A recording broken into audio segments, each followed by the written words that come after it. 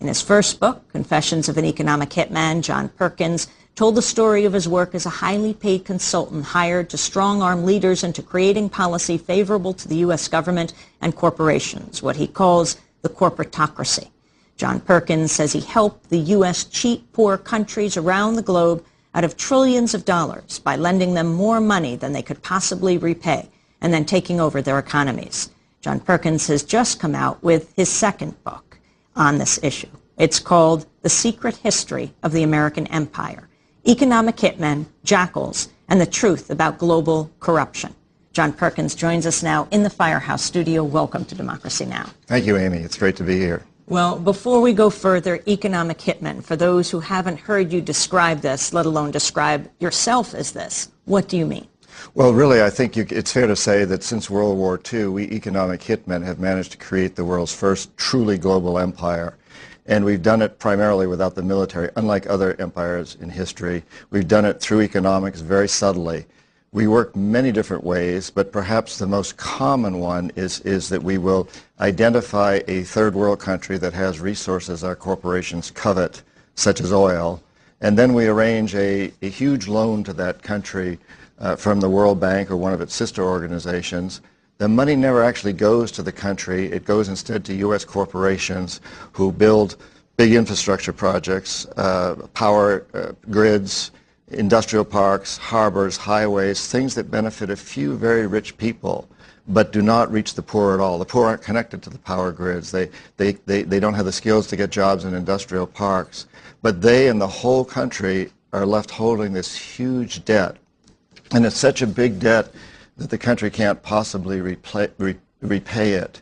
So at some point in time, we economic hitmen go back to that country and say, look, you know, you owe us a lot of money, you can't pay your debt, so you've got to give us a pound of flesh. And explain your history. What made you an economic hitman? Well, when I graduated from business school at Boston University, I was recruited by the National Security Agency, the nation's largest and perhaps most secretive spy organization. People sometimes think the CIA is that, but the NSA many times larger. Yeah, it is. It's much larger, at least it was in those days. And it's very, very secretive. There's a lot of rumors. We know quite a lot about the CIA, I think, but we know very, very little about the NSA. It claims to only work in cryptography, you know, encoding and decoding messages. But in fact, we all know that they're the people who have been listening in on our telephone conversations. That's come out recently. And they're a very, very secretive organization. They put me through a series of tests, very extensive tests, lie detector tests, psychological tests during my last year in college.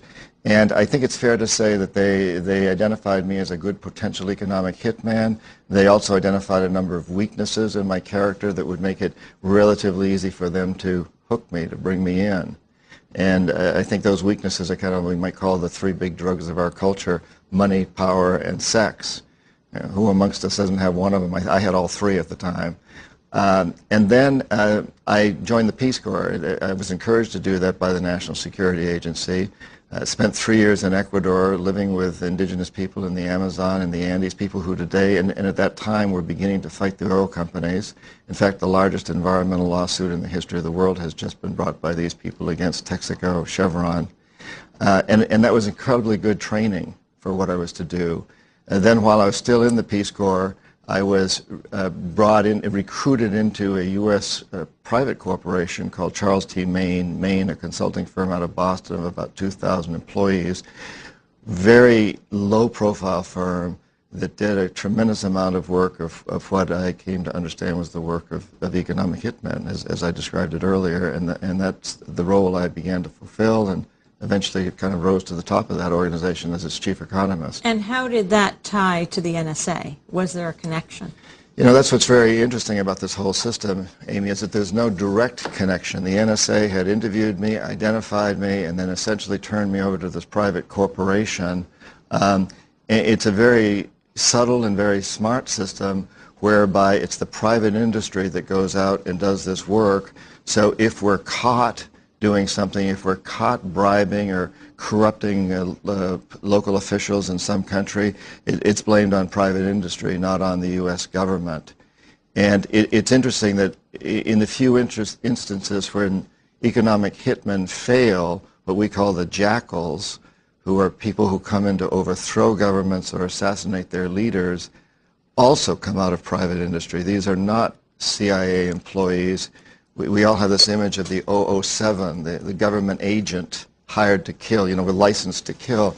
But these days, the government agents, in my experience, don't do that. It's done by private consultants that are brought in to do this work. And I've known a number of these individuals personally and still do. In your book, The Secret History of the American Empire, you talk about taking on global power at every level.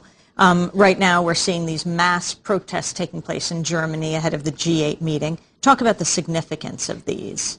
Well, I think it's extremely significant. Something's happening in the world today which is very, very important. As we watch the headlines this morning, what we can absolutely say is we live in a very dangerous world.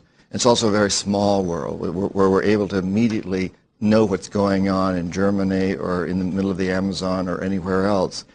And we're beginning to finally understand around the world, I think, that the only way my children or grandchildren or any child or grandchildren anywhere on this planet is going to be able to have a peaceful, stable, and sustainable world is if every child has that.